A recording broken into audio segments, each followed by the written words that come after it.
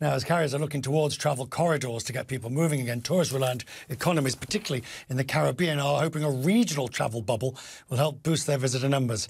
Incoming travellers from designated countries, of course, are required to have a COVID test. And there's no quarantine. That's the idea. Well, joining me from St John's is the Prime Minister of Antigua and Barbuda, is Gaston Browne. Prime Minister, thank you, sir. It is good to have you. I appreciate your time. Travel bubbles offer one particular solution, but realistically, do you think you can get travel bubbles up and running with the United States, which is the largest, of course, incoming tourist market? Well, effectively, we enjoy a travel bubble with the US and the UK. They are our two major source markets, and there are no restrictions. I mean, we have daily flights from the UK and from the US, but obviously there are certain protocols that have to be followed by the passengers. They, for example, have to get a pre-travel COVID test, a negative COVID test, in order to travel here to Antigua and Barbuda, and at the same time to wear a mask and to follow the other protocols as established by health officials. The effect on your economy has been dramatic, as it has for the whole region. What do you need in the sense of what assistance? Obviously, you want to get tourists back. But if you look at the unemployment, if you look at the tourism industry, what do you think is needed now?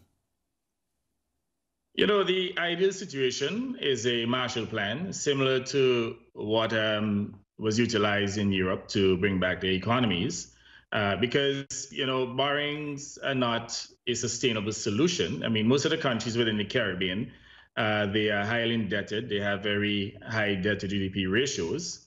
Mm-hmm. And in essence, they need grants, they need debt write-offs, and they also need to build capacity in certain critical areas in order to grow businesses.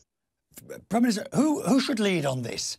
Because you talk about a Marshall Plan, but the Marshall Plan was led by the US, which, of course, had not suffered the same, if you like, devastation that Europe had suffered.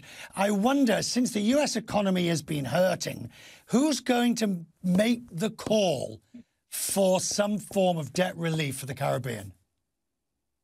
Well, within the Caribbean region, we have been engaging the international financial institutions, the IMF and the World Bank, and they have shown some concern, but at the same time, I do not believe that they have come up with the type of bespoke financial instruments that are required to ensure a sustainable recovery.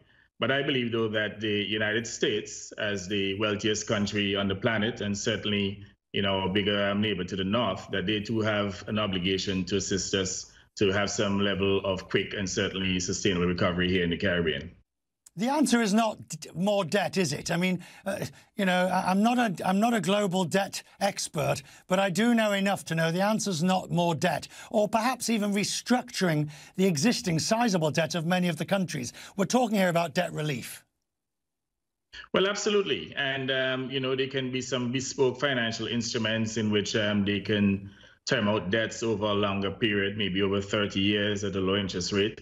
Generally, those facilities are reserved for very poor countries, the IDA countries. But I believe that those facilities should be extended to other Caribbean countries who are deemed to be middle-income countries or even wealthy small island developing states. The situation of COVID, in which lives and livelihoods were decimated within the Caribbean, calls for more bespoke and more responsive financial instruments. Prime Minister, we'll talk more next year when we'll be talking, please God, about the beauty of the place and the tourists coming back. I'm grateful to you, sir, for giving me time on Crest Means Business tonight. The Prime Minister. Thank you very much. Cheers.